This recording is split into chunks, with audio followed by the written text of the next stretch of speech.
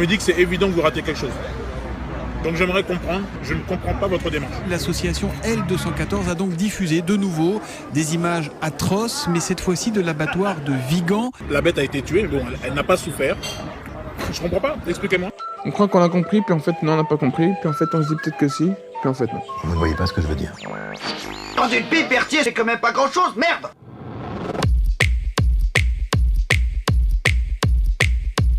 Kumquat, l'émission végane qui tord les idées reçues et qui parle d'actualité animaliste. Pour garder l'esprit aiguisé et s'informer sur la cause animale.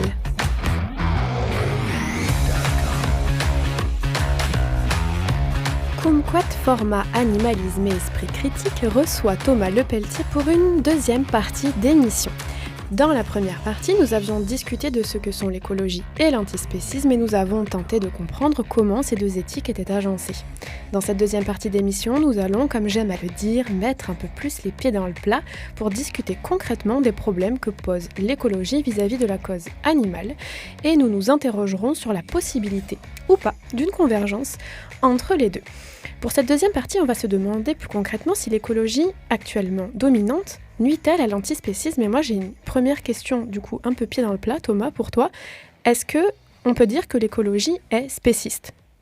Elle est actuellement spéciste. Je pense que dans la mesure déjà où elle ne s'est pas définie comme antispéciste, c'est déjà un signe, mais elle est concrètement à plusieurs niveaux, c'est-à-dire on va dire au niveau le plus simple, c'est qu'elle a tendance à considérer les animaux comme des espèces, comme des grands tout qui participent à des dynamiques globales dans la nature et à ne pas considérer les individus en tant que tels. Mmh. On va continuer, Thomas, si tu veux bien, par quelques sujets très concrets où, en fait, l'écologie actuellement, telle qu'elle est, il y a quelques obstacles par rapport à la cause animale. Par exemple, je veux bien démarrer sur la viande végétale, par exemple. Tout à fait, d'accord. Donc, c'est normalement, pour la cause animale, c'est quelque chose de très positif. Or, en fait, souvent, les écologistes nous rétorquent que ce ne serait pas naturel, qu'il y aurait trop d'additifs, etc., etc. Oui, alors on revient pour faire écho à la première émission. Effectivement, dans le mouvement écologiste, il y a une tendance à valoriser ce qui est naturel avec toutes les ambiguïtés du mot naturel que l'on a souligné. Et effectivement, ça pose un problème dans le mouvement animaliste. Le mouvement animaliste, en soi, ne valoriserait pas la viande végétale ou les viandes de substitution, parce que ça peut être des viandes maintenant qui ne sont pas encore sur le marché, mais les viandes de substitution, les viandes ce qu'on appelle de synthèse ou les viandes de culture. Elle a tendance à les valoriser, donc les gens dans le mouvement animaliste ont tendance à valoriser ces viandes, non pas en tant que telles, en disant que c'est une bonne chose en tant que telle, mais c'est parce que ça pourrait aider à faire en sorte que la population arrête de manger de la viande, en gros de la viande d'élevage. Et donc, ça pourrait être un outil très important puisqu'il y a une inertie dans la société. La société reste globalement attachée à sa viande. Donc, pour qu'on arrête d'abattre des animaux, et c'est ça l'objectif des animalistes, il faut que la société arrête de manger des animaux d'élevage. Et les viandes de substitution pourraient être un très bon moyen. Mais dans les mouvements écologistes, il y a effectivement une réticence à avoir ces viandes de substitution au sens large. Parce qu'il y a plusieurs types de viandes de substitution. Donc, il y a une réticence à les voir se développer parce qu'elles, comme tu disais, elles ne sont pas naturelles. Elles sont, ou alors on va dire de façon tentante, c'est pas le mot qui est utilisé, mais ce sont des viandes transformées, ce sont des aliments transformés.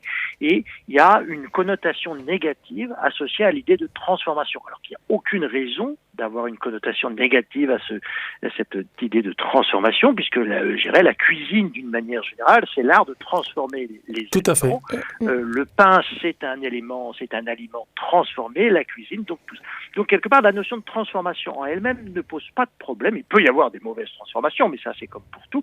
Mais c'est pas l'idée, c'est pas le fait que des aliments aient été transformés qui pose problème. Et pourtant, le mouvement écologiste va avoir tendance à attacher une connotation négative à la transformation des aliments et donc à donner une mauvaise image des viandes transformées et donc retarder la diffusion, la vente de ces viandes de substitution et par de fil en aiguille, donc comme ça, si je suis la logique, quelque part, continuer, va légitimer l'élevage des animaux et l'abattage d'animaux.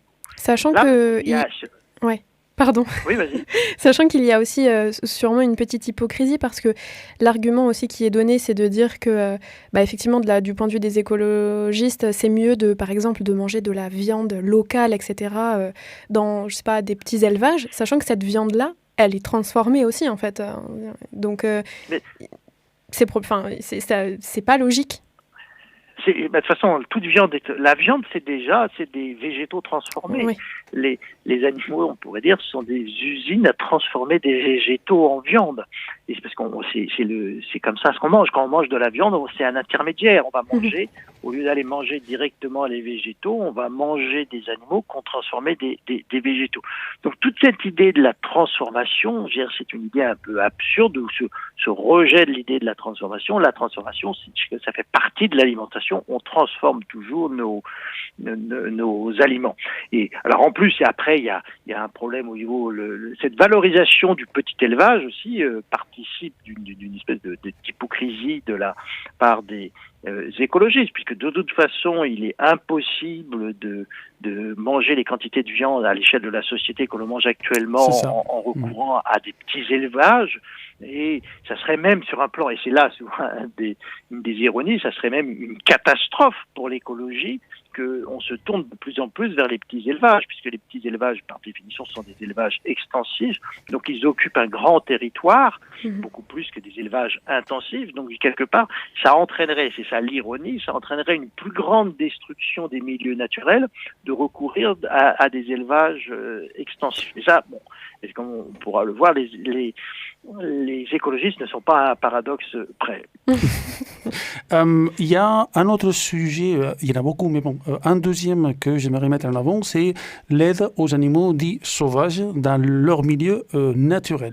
Donc ça, dans le mouvement animaliste, on le connaît par le Reduce Wild Animal Suffering.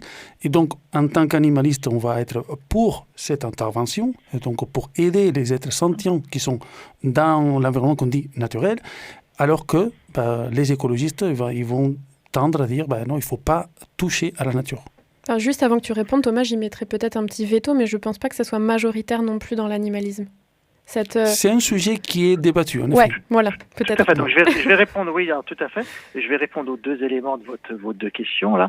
Effectivement, le mouvement animaliste, qui se définit comme antispéciste, refuse, que on disait, la discrimination arbitraire, basée sur le critère d'espèce. Donc, si, en tant qu'humain, on considère que l'on doit venir en aide à des humains qui sont en difficulté, quelle que soit la cause de leur difficulté, si on refuse la discrimination arbitraire, on doit avoir le même raisonnement ou la même attitude envers des individus qui appartiennent à d'autres espèces. Qu'un enfant se noie et qu'il faille venir l'aider, soit en train de se noyer et qu'il faille venir l'aider parce qu'on considère que c'est moral, de la même façon, si on a une biche qui est par exemple en train de se noyer, on va dire c'est pas parce que c'est une biche qu'on n'a pas à l'aider. Donc quelque part, la logique de l'antispécisme nous entraîne à nous soucier des individus des animaux comme des individus, et donc à leur venir en aide dans la mesure bien sûr de nos possibilités, parce qu'après il peut y avoir bien sûr des obstacles concret de venir en aide. Et puis après, il peut y avoir, de temps en temps, quand on vient en aide, on peut effectivement venir en aide d'une mauvaise façon et donc empirer la situation. Mais ça, c'est vrai autant pour les humains que pour les animaux. Donc il y a dans la logique de l'antispécisme un souci des animaux sauvages pour leur bien, quelque part, de la même façon qu'on a un souci pour les humains. Et donc il y a toute une réflexion qui se développe effectivement dans le mouvement que tu as dit, dont l'acronyme est le mouvement ROAS, pour quelque part venir réfléchir aux bonnes façons de venir en aide aux animaux sauvages. Et ça, dans les milieux écologistes, ça déplaît énormément, puisque une des idées fortes du mouvement écologiste, c'est que la nature, elle doit être préservée telle qu'elle est. Alors la nature, toujours, c'est penser comme la nature indépendante de l'être humain. Donc quelque part, il y a une volonté de sanctuariser la nature, de ne pas y toucher. Et toute quelque part intervention de l'humain dans la nature est vue de façon négative. Et c'est là qu'il y a un peu une vision vision aussi religieuse, dont on voit bien dans la notion d'écologie, puisque c'est cette vénération de la nature, comme si c'était il faudrait un petit peu la sacraliser. Alors les écologistes ne parlent pas comme ça, mais ce refus d'intervenir, c'est bien ce refus de toucher à la nature montre bien qu'il y a une idée de sacralité de la nature, et avec l'idée derrière que la nature ne se porte jamais aussi bien que quand elle est laissée à elle-même. C'est incroyablement conservateur. En fait, je pense que je m'en étais pas rendu compte à ce point. Mais si par exemple on fait des parallèles avec, je sais pas, le droit à l'avortement pour les femmes ou quelque chose comme ça, en fait, si on entendait des choses, dire non, c'est la nature, c'est des discours qu'il y a mais dans les milieux conservateurs. Mais en fait, c'est vrai que quand on fait des analogies avec, par exemple, les animaux, on voit à quel point c'est conservateur et c'est très problématique en fait. Je suis tout à fait d'accord, c'est un conservatisme, mais ça en général, les milieux écologistes n'arrivent pas à le reconnaître. Ils ont tendance à se considérer comme des mouvements progressistes. Alors il est vrai, on va reconnaître qu'ils le sont pour certaines choses, mais ils gardent effectivement un schéma de pensée conservateur, et effectivement, pour que ce soit, on parlait tout à l'heure dans la première partie de l'émission de l'homosexualité par exemple, là, l'avortement, c'est ces schémas de pensée conservateurs qu'ils continuent à appliquer pour d'autres domaines, en gros, pour simplifier, pour les espaces naturels, et c'est exactement les mêmes schémas de pensée. Or que moi, dans une perspective antispéciste, il faut bien sûr récuser ces schémas de pensée et considérer les animaux, ceux qui sont sentients, du moins, c'est-à-dire ceux qui sont capables de souffrir, qui ont une personnalité, ceux qui sont capables de jouir de la vie, il faut les considérer comme des individus et se comporter avec eux comme des individus qui ont droit à notre considération morale. Et alors, par rapport aussi à ce que vous disiez tout à l'heure, donc là, ça fait une grande opposition avec les milieux écologistes, effectivement, et les milieux antispécistes, mais il est vrai que même dans le milieu animaliste, cette idée d'interventionnisme dans la nature pour venir aider les animaux sauvages n'est pas très développée. Mais moi, je dirais, c'est que parce que, en gros, même dans les milieux animalistes, la pensée écologiste est encore très prégnante. C'est-à-dire que beaucoup d'antispécistes ne se rendent pas compte qu'ils ont en eux, ils ont certainement un souci des animaux pris comme des individus, mais ils ont aussi en même temps ces schémas de pensée écologistes ou environnementalistes qui animent leur pensée. Et il y a pour beaucoup, je pense qu'il y a un conflit interne et ils s'en sont pas rendus compte. Et pour certaines choses, effectivement, c'est la pensée environnementaliste qui va prendre le dessus. Et en général, pour la nature, beaucoup d'animalistes vont faire une coupure. Ils vont dire oui, je me soucie des animaux, mais quand je me soucie des animaux, c'est uniquement les animaux de compagnie ou domestiques. Et hop, après, ils vont abandonner à leur sort les animaux sauvages, et ça vient en disant que c'est la meilleure des choses qui puisse arriver aux animaux sauvages, et ça vient de la pensée environnementaliste ou écologiste qu'ils ont en eux. Oui, même, ça m'est arrivé d'entendre par exemple dans les mouvements animalistes des petites choses comme par exemple, ouvrons les cages, et cette idée aussi de laisser les animaux une fois dans la nature seuls à eux-mêmes, quoi. Qui en fait qui peut être super problématique, mais on a fait une émission aussi dans Kumquat qui montrait aussi comment dans l'animalisme il peut y avoir aussi des appels à la nature, des arguments aussi qui sont pas forcément très fondés, etc. Et donc le milieu animaliste n'échappe pas non plus à ces appels à la nature là, et à aussi peut-être des pensées imprégnantes d'écologie. Tout à fait, mais c'est pas tellement surprenant au sens que je pense que ces idées environnementalistes, elles sont quand même largement dominantes dans la société. Et que le mouvement antispéciste finalement est minoritaire. Il est minoritaire en tant que tel, mais même en son sein, beaucoup de personnes restent imprégnées de ces idées environnementalistes. Et je pense que c'est pour ça qu'au sein du mouvement animaliste, il y a encore ces tensions entre ceux qui font encore des appels à la nature et ceux qui disent non, il faut arrêter avec ces appels à la nature. Ça répond pas à une logique ou une rationalité de notre rapport au monde qui nous entoure.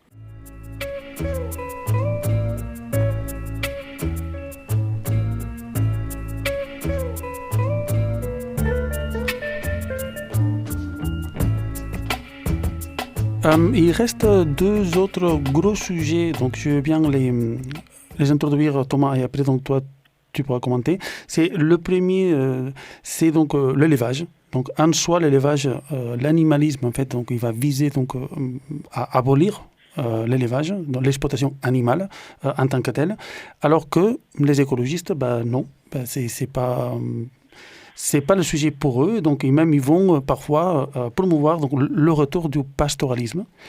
La gestion des espaces naturels aussi, c'est très différent entre les uns et les autres.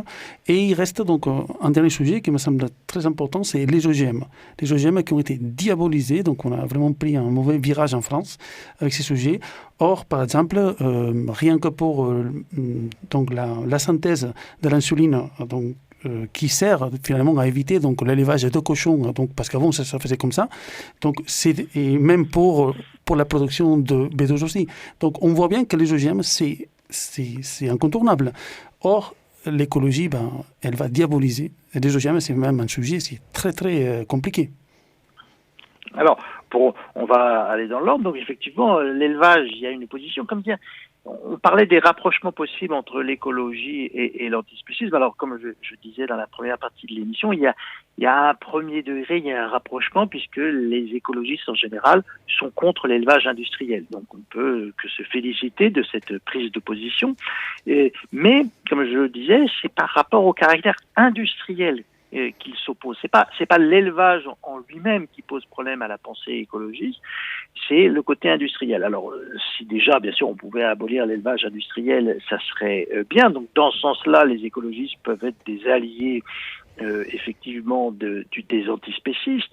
Mais en même temps, comme tu l'as fait remarquer, on sent bien qu'ils n'iront pas plus loin. La quasi-totalité ou la très grande partie des écologistes en France valorise l'élevage à petite échelle, ce qu'on appelle le pastoralisme, comme tu l'as dit. Ça vient, je pense, de l'idée que quelque part, le pastoralisme ou l'élevage à petite échelle, l'élevage paysan, est quelque chose qui remonte un peu à la nuit des temps, et donc quelque part qui aurait acquis une sorte de naturalité avec le temps.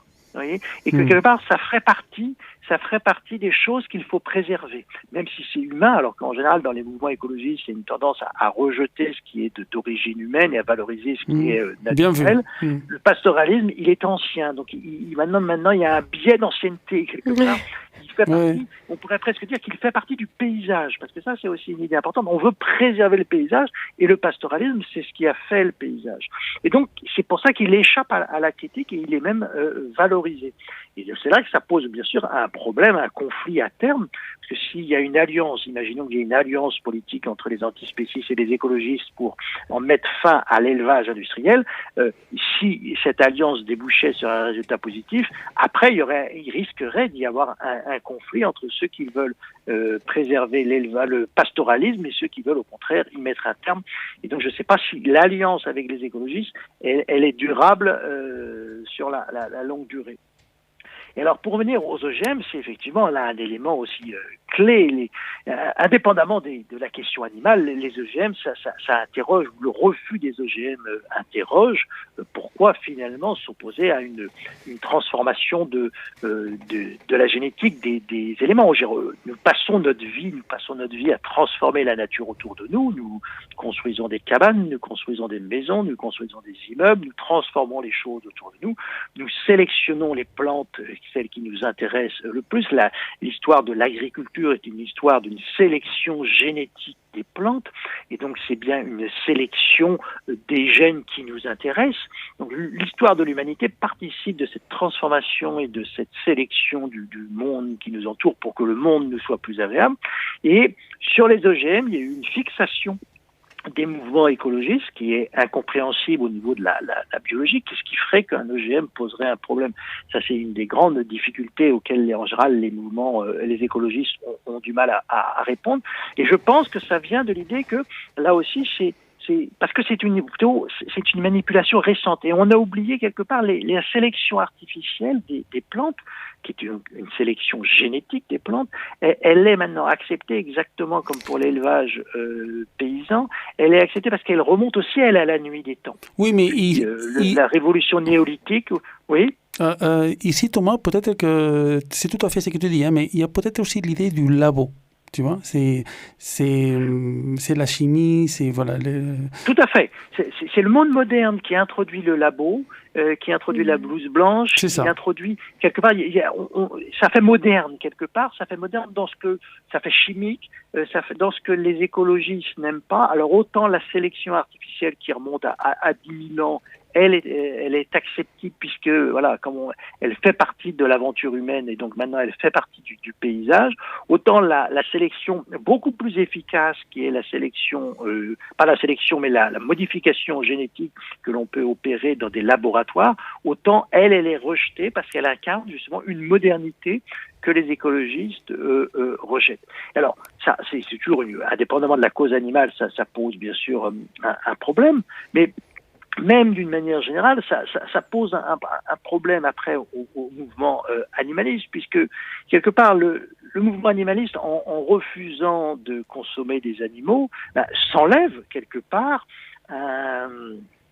un type d'aliment. On décide de ne plus manger un type d'aliment. Donc quelque part, on réduit la diversité alimentaire, parce que quelque part, un omnivore peut manger des animaux comme des plantes. Un animaliste ne mange plus d'animaux.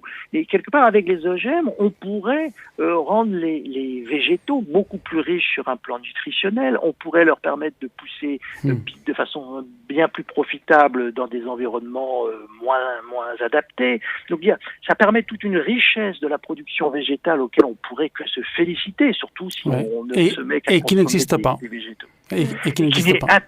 Qui est interdite. Alors en Europe, alors elle existe en Amérique du Sud et en Amérique du Nord, où certains aliments sont des OGM, mais elle est interdite en Europe. Et ça pose effectivement, ça nuit à quelque part, je dirais moi, tout simplement à l'amélioration du monde. Même pour les humains. Parce que par exemple, on pourrait produire sur des plus petites quantités d'espèces, des plus petites superficies, on pourrait mieux produire si on y introduisait des OGM.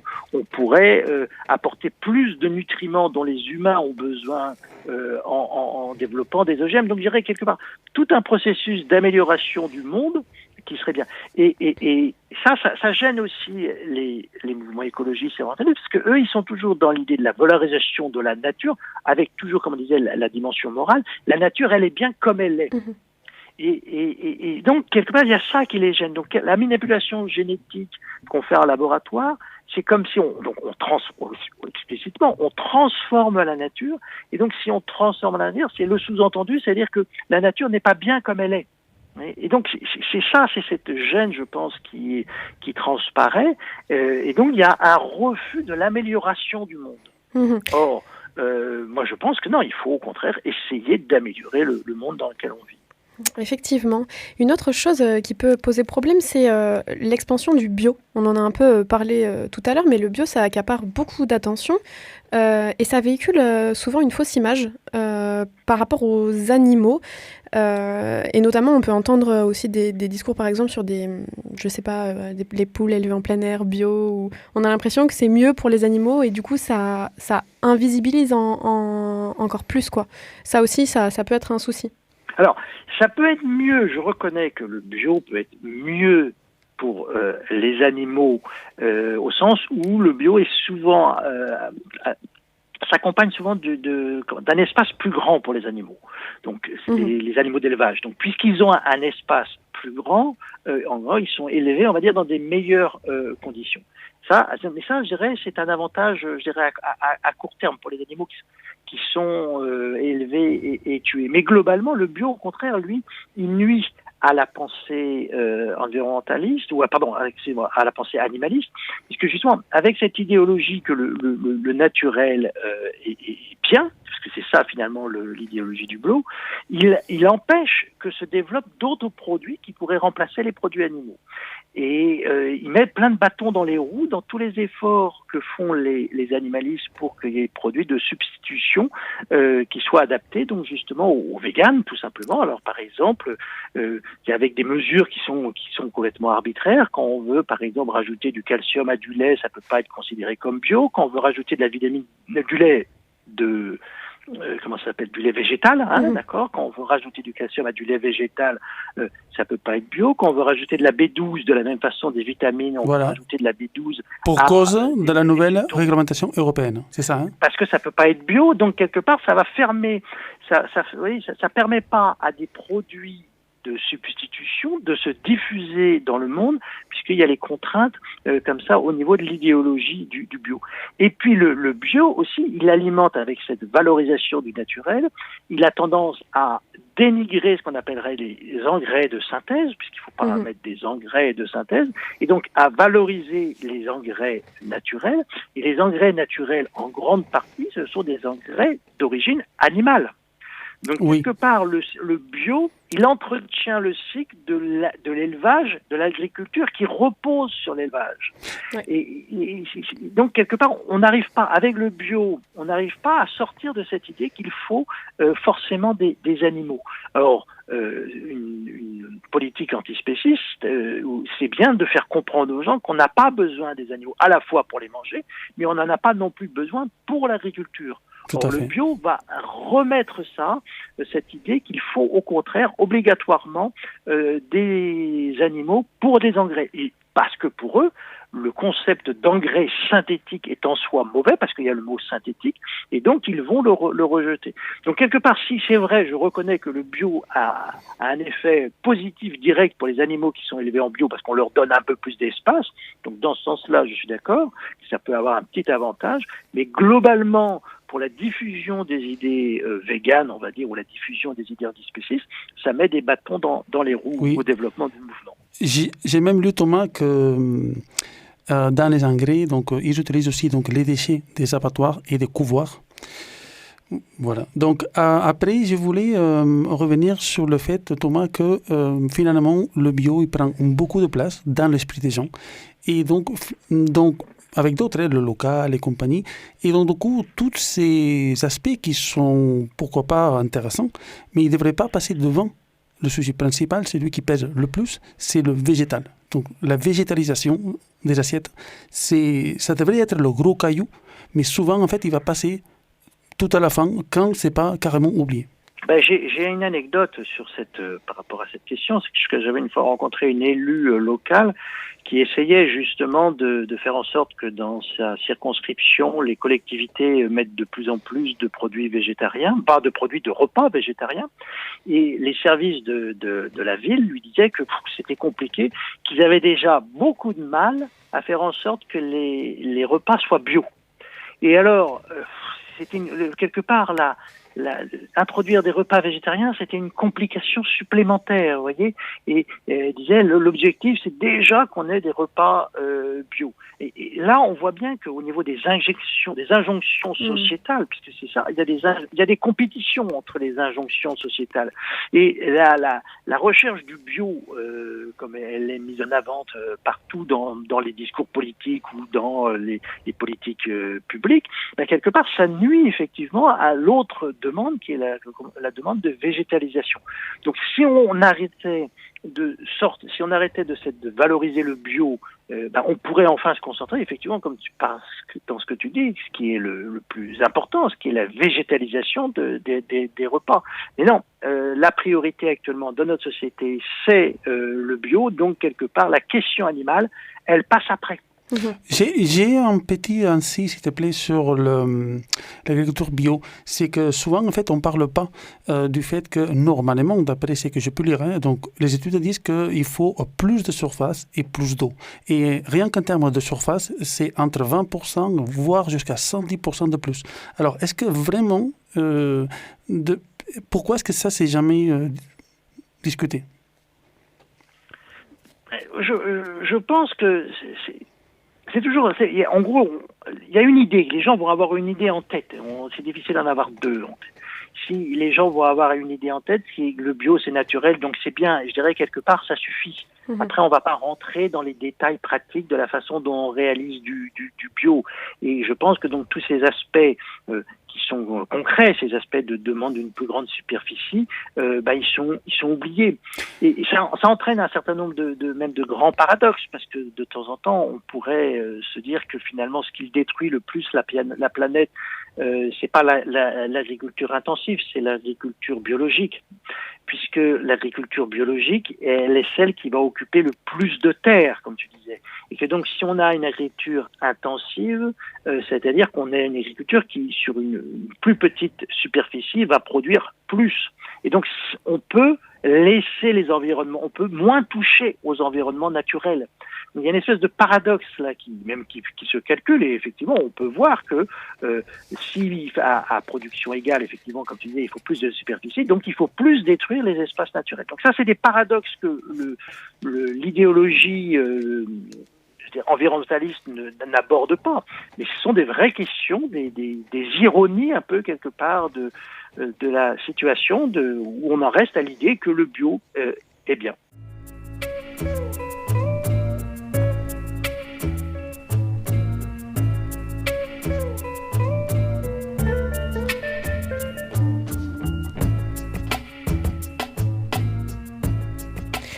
Alors peut-être pour entamer la fin de cette émission, est-ce que d'une certaine manière, on voit bien en fait comment ça coince dans la construction même de ces deux éthiques.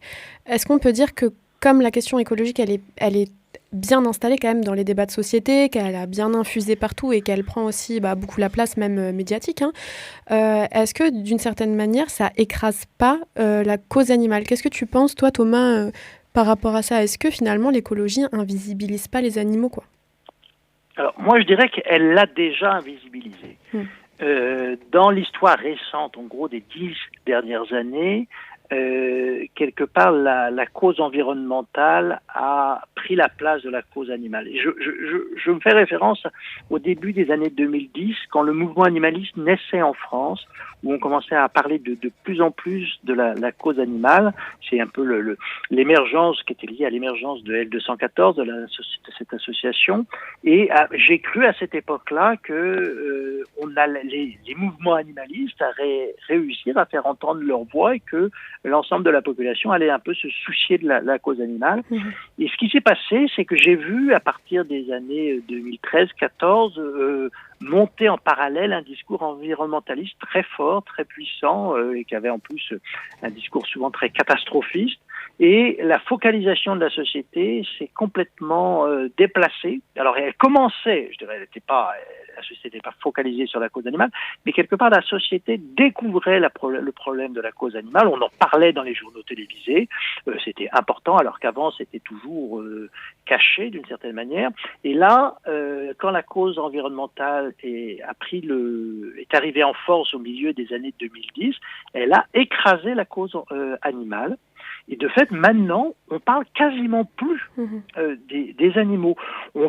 Quand il y a des grands discours sur la cause climatique, par exemple, on va parler, effectivement, il faut réduire la consommation de viande, mais on va réduire la consommation de viande, non pas pour les animaux, mais pour le climat. À chaque fois, donc, ça va toujours être à travers le biais de la cause environnementale, et on ne parle plus quasiment des animaux. Il y a eu, sur un plan rhétorique, les gens ont compris qu'il fallait qu'ils aient l'élément ils parlent de bien-être animal, donc ça, tout le monde en parle, mais on le met à la fin de la ligne, ça vient, c'est le dernier élément de la ligne, il faut pas oublier de parler de bien-être animal, mais sans se réfléchir à ce que ça représente.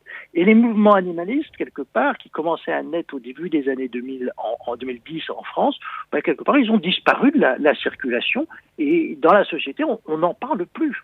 Et donc là, moi, je pense, il y a eu une concurrence directe de ces deux causes. Et moi, je dis souvent, la cause animale, elle a perdu face à la cause environnementale. Ce qui est un des grands paradoxes par rapport même aussi à la cause environnementale, puisque s'il y avait eu une chose à faire pour entrer dans l'esprit des environnementalistes pour quelque part protéger l'environnement et même lutter contre le réchauffement climatique, c'était d'arrêter la consommation de viande. C'est l'action à titre individuel et donc à titre sociétal la plus efficace pour lutter contre le réchauffement climatique. Donc il aurait fallu quelque part que les mouvements environnementalistes comprennent que leur succès sur un plan pratique, soit de se ranger derrière les animalistes. Mais en réalité, ça n'a pas été le cas. On voit bien. Et le mouvement animaliste a perdu la petite guerre. On voit bien que. Et oui, on voit bien que si, en gros, ce que tu as mis en avant aussi, c'est le fait que comme l'écologie, elle a un penchant comme ça pour la nature et que ça contre en fait les idées antispécistes. Est-ce que c'est même possible et envisageable d'imaginer un mariage entre les deux ou pas du tout, quoi? Alors, il peut toujours y avoir des mariages qu'on appelle des mariages de raison. Et je ne peux pas récuser à l'avance l'idée qu'un mariage puisse être fructueux ou pas. Donc il pourrait y avoir un mariage pour des raisons historiques, sociologiques, où les mouvements écologistes et les mouvements antispécistes se mettent ensemble et qu'ils aboutissent à un certain nombre de résultats positifs pour les deux mouvements. Ça, je veux dire, historiquement, on peut pas le prévoir et on sait pas peut l'espérer. La dynamique. On peut l'espérer, moi je dirais, j'en suis tout à fait content. De toute façon, moi je suis pour toute alliance à partir du moment qui permette de faire avancer la cause animale. C'est bien si elle fait avancer la cause animale, bien sûr. Et c'est tout, je dirais, c'est possible. Je peux pas le savoir. Même de temps en temps, ça peut aller contre la raison ou la logique. Mais vous voyez, l'histoire est faite d'alliances qu'on n'avait pas prévues, d'alliances un petit peu bizarres, mais de temps en temps, ça fonctionne. Mais à long terme, ça ne fonctionnera pas. Il faudra qu'à un moment, le débat d'idées se fasse. Quelque part, puisque sur le plan logique, au niveau des idées fondamentales, il y a un conflit entre les deux approches. Donc, on peut mettre pour un temps ce conflit sous le boiseau, on peut avancer de pair, on peut travailler avec les écologistes pour obtenir un certain nombre de résultats. Ça, je suis tout à fait ouvert à cette idée. Mais un jour ou l'autre, de toute façon, il faudra parler de ce conflit des idées. Et j'espère au niveau de la société, que ce soit bien sûr les idées des antispécistes qui l'emportent. Tout à fait. Thomas, par rapport à ce débat d'idées, il y a aussi, ce qui me semble important, c'est dans le système moral, finalement, c'est que la qualité de l'eau, des températures qui soient vivables, etc. Donc tout ça, c'est très important, mais ça reste des valeurs instrumentales pour les êtres sentients qui habitent ces espaces-là. Et donc, en fait, ce débat-là entre des valeurs instrumentales et des valeurs inhérentes que ces êtres sentients, donc, ils ont, ça me semble très important et jamais abordé. Donc, en fait, il me semble que l'écologie érige au sommet donc des valeurs instrumentales. Par exemple, même ils peuvent promouvoir donc le fait qu'une rivière ait des droits et par contre on pourrait pêcher donc les poissons qui habitent la rivière. Oui, alors on a un exemple typique de conflit, c'est-à-dire que à partir du moment où la rivière reste globalement dans son état, un écologiste ne voit pas de problème. Et puis même, il va avoir l'impression que la pêche participe du cycle naturel de la vie et que donc ça s'inscrit dans un cycle naturel, c'est une bonne chose. Donc là, c'est un exemple très concret, effectivement, de conflit et qu'il faudra, bien sûr, un jour ou l'autre, à propos duquel il faudra discuter. Et je pense qu'on on peut pas échapper un jour ou l'autre. C'est ça que souvent, ce que je voudrais faire comprendre, c'est que on peut de temps en temps mettre des stratégies politiques en avant, et c'est très bien de parler de stratégie politique dans notre situation. Mais un jour, on peut pas échapper au débat des idées. Mmh. Donc celui-là, il faudra de toute façon, que ce soit maintenant ou dans quelques années, il va falloir qu'on clarifie un peu les enjeux et que chacun mette en avant ces enjeux. Et je pense, moi, que le mouvement environnementaliste a des idées un petit peu irrationnelles et c'est pour ça que c'est pour ça que les idées, je le comprends. Ouais. Oui. C'est pour ça que c'est compliqué dans le sens où potentiellement, si l'écologie ne se remet pas en cause, le mariage est, pour le coup, peut-être impossible et n'arrivera pas. Il faut que... Enfin, j'ai l'impression qu'on peut pas sortir de ça, en fait. Si l'écologie n'évolue pas ou ne se rationalise pas d'une certaine manière, il y a vraiment très peu de chances qu'elle embrasse l'antispécisme, en fait. Ah, tout à fait. Mais eux, ils vont dire la même chose inversement. Ils vont dire tant que les antispécistes continuent à valoriser l'individu et qu'ils n'ont pas compris que le grand tout est plus important que l'individu, et voilà, on ne pourra pas s'associer avec eux. Donc, effectivement, il va falloir, comme dans tout débat d'idées, il va falloir qu'il y en ait un qui plie devant l'autre, ou ce qui se passe en général, c'est le renouvellement des générations. Oui. C'est ça. On peut espérer que ça évolue, quoi. Très bien. Eh bien, merci beaucoup Thomas pour cette discussion et ce partage. On aurait encore plein de choses à dire, mais on n'a pas le temps. Peut-être une prochaine émission, parce qu'en fait, il reste vraiment une grande discussion à venir, je pense. En tout cas, merci beaucoup. J'en profite pour dire que tu as écrit un livre qui vient de sortir là il n'y a pas longtemps sur la transformation de la nature qui s'intitule « Faut-il sauver l'ours blanc ?» Plus largement, j'invite les auditeurs et les auditrices à aller faire un tour sur ton site Thomas. Donc, on le mettra en barre d'infos avec les sources. Et comme ça, vous pouvez aller faire un petit tour aussi, puis découvrir ton travail, parce qu'en fait, tu as écrit plein de choses, beaucoup d'articles aussi sur la morse, sur l'écologie, sur l'antispécisme, entre autres. Et voilà, c'est plein de nourriture intellectuelle, donc n'hésitez pas à y aller. Pour le reste, Kumquat est une émission soutenue par la région Occitanie et vous est proposée en replay sur www.campusfm.net. Les épisodes seront aussi disponibles en replay, bien sûr, sur Mixcloud, Spotify, Deezer et aussi sur YouTube. N'hésitez pas à suivre notre page Facebook qui s'appelle Kumquat et notre compte Twitter. Vous pouvez liker, commenter nos publications. Thomas, je te remercie encore et Merci à bientôt. Thomas pour l'invitation. À tout bientôt dans Kumquat. Au revoir.